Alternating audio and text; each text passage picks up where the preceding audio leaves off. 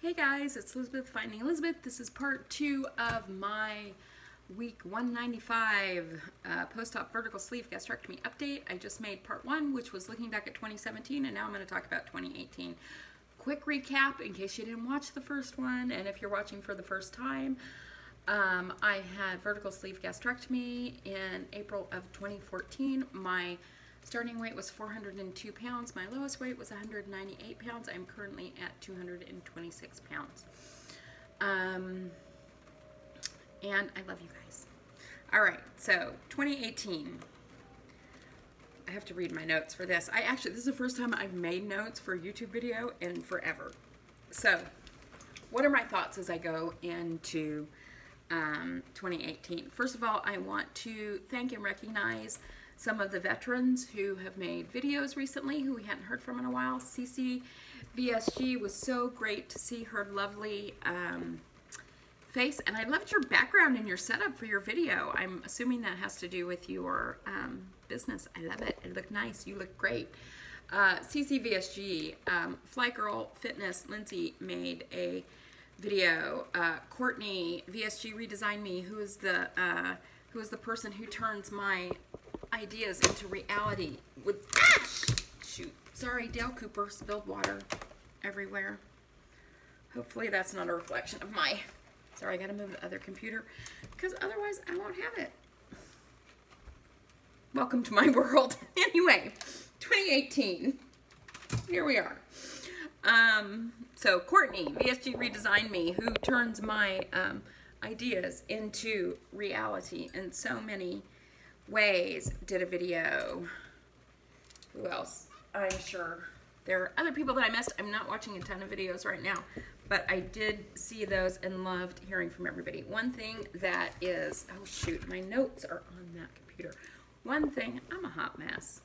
One thing, though, that I heard a lot in the videos that I watched was discussions of regain. And I think that's something that's pretty common for people who are, you know, at my point or a little bit before and a little bit after. And it's just, all this talk sort of makes me get into this diet mentality and focus. And it's like, here we are, we've done all this hard work and we're right back where we were before we had weight loss surgery. Only it's usually way less weight we have to lose, and it's not where I want my mind to be. So, that being said, one of the things that I want to take into 2018 is the realization that your feelings and your thoughts are so very important. I know I say this all the time. I've been listening and reading a lot about this recently too. That's helping me, but what that means to me is and I've said this, I mean, some of my closest friends will tell you there have been times when I said, I can't engage in your negative self-talk or your obsession about food and dieting and stuff like that. I just can't do it. It's not good for me. It doesn't make me feel good, and it makes me start worrying about this stuff for myself. And here I am. So, first of all, with that respect, I went back today and looked at my stats every year post-op because my 4-year surgiversary will be coming up in April. So, my first year post-op, starting weight the day I had surgery was 360.6 pounds. On April 14th, 2015, which was 1 year post-op, I was 220.8 pounds. So that's my first year surgiversary. My second year surgiversary, I was 206 pounds. My third year surgiversary last year, I was 218.2 pounds. So for right now, my goal for my 4-year surgiversary is to just be below the weight I was last year. That's it. That's all I'm aiming for right at this particular minute, which I think is totally and completely doable. So anyway, how am I getting there? I am going to do the things that make me feel good, because that's really, it doesn't make me feel good to eat junk food. It doesn't make me feel good to get up in the middle of the night and eat ice cream. It makes me feel good to move my body, to eat healthy foods, to feel like I am eating mindfully, that I'm eating when I'm hungry and not when I'm not hungry. And trying to choose the thought or thing that makes me feel better. So what does that look like? I just started playing around with this the last couple days. So what that looks like for me is I've been eating a lot of junk, a lot of candy, a lot of sugar, a lot of ice cream. And I listened to something that said, ask yourself, is whatever you're going to do going to make you feel good or bad? So I just started considering when I would go to the refrigerator to get something I wasn't supposed to eat. Is that going to make you feel good or bad? Actually, it's not going to make me feel very good. And what's so interesting is this, like, why do I do it? And because now I've gotten the habit of eating shit, it comes up a lot during the day, but it's like, why am I doing this? It does not make me feel good. It makes me feel guilty. And I am somebody who has always said, you know, I know not everybody can do moderation, but I have always felt like it's better for me to live in a place where nothing is bad and off limits. That if I'm eating mindfully, if I'm making a solid choice to eat cake or ice cream or whatever, that's fine. If it's a mindful choice. If it's not mindful and I'm just shoving food in my mouth to deal with feelings or emotions or whatever, whether it's carrots, apples, and peanut butter or ice cream, it's not good for me. So it was very enlightening to me to stop myself before every decision and say, is this going to make you feel good or bad? You know, and most of the times I stopped myself because, no, it wasn't. I didn't do it 100% of the time, but it's like, no, that's not going to make me feel good. Why would I do something that's not ultimately going to make me feel good? And the other thing was, even if it was just food to eat, like back in the way I did my whole life of just eating to fill time and space, it's like, am I hungry? If I'm hungry, this will make me feel better. If I'm not hungry, don't eat it. So I am trying to, as I come across these decisions, whether it's, should I go walk this morning? And I say, no, I'd rather stay in bed. It's like, am I going to feel good about that or am I bad about that? And at least stop and take a moment and choose. So that's one of the things I want to take into 2018. So in terms of weight loss, what does that mean? Like I said, in terms of weight loss goal, I'm not going to be super aggressive with myself. If I'm lower on this April 14th than I was last April 14th, I will be happy with that. One of the things that makes me feel better, that doesn't for everybody, I realize that some people, this makes them crazy, but weighing every day makes me feel better. Even if the scale is up, at least I'm aware and can modify my behavior if I want to based on that. When I don't weigh, I didn't weigh.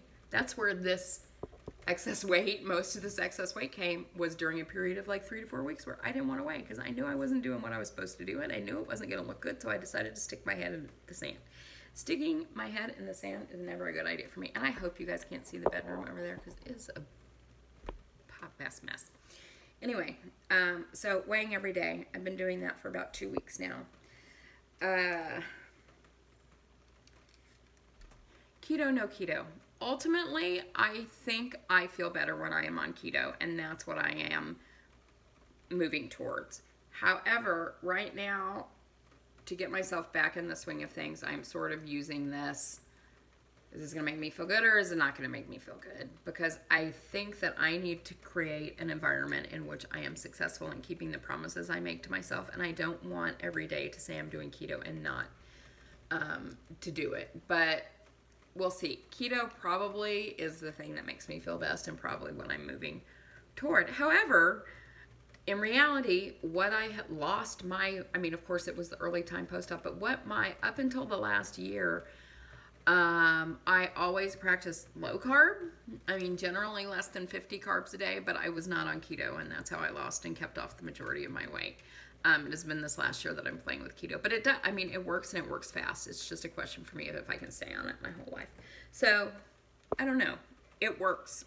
I was shocked. A couple people did videos on it. There was a U.S. News and World Report's ranking of the best the diets of 2018, and keto came in last, which I thought was shocking and stupid. But anyway, but what else makes me feel good? Moving my body. And so I have not been working out with Brandon for financial reasons this month, and for non-financial reasons last month. I am walking every day, and I need to do that. That is something that makes me feel good about myself. So those are I'm not into, you know, this whole resolution thing. I think it's a setup for failure, but those are kind of the things that I want to continue being. Fly Girl Fitness made a video, and she talked about what she was setting up for herself for these streaks, 30-day or 31-day streaks of things. I have always liked that idea, not necessarily around food or things that have to do with weight loss. So my 30-day streak right now that I'm about halfway through is weighing every day, and then I will add a new one. I think I will probably do that throughout the year. I think it is good for me to get in, to solidify my habits that way. So I will probably be doing that. And, you know, I am just really committed to taking what I learned last year, that last thing that was about, it's part one, so I didn't talk about it here. One of the things I learned last year was anything is possible. There are so many things that I didn't think were possible for my life that have now occurred, and to just keep that into my mind as I go into 2018 and make this the best year of my life. I'm actually working with a book on that by Debbie Ford called Best Year of Your Life, and I will have an announcement related to that soon. I think I'm going to do a little group about that. Hopefully I will be able to get that together by next week. And also, hopefully, I want to blog about that on my website, which is berrybadass.com. But I have to figure out how to blog, so I have to talk to Courtney because I haven't talked to her in a little while. And happy Searchiversary, Courtney! So hopefully next week I'll have an announcement about that. But that's kind of where I am. I am so grateful to you guys. You lift me up more than you know, and I'm sorry I've been a little absent, but I am back. And so this is what I wish for you. Focus on the best things in your life. Love your people unconditionally, including yourself. And let's look at 2018 with gratitude for the blessings that we've already received and excited anticipation for the things that are going to come. Join me. Let's make 2018 the best year of our lives. I love you guys. I will talk to you later.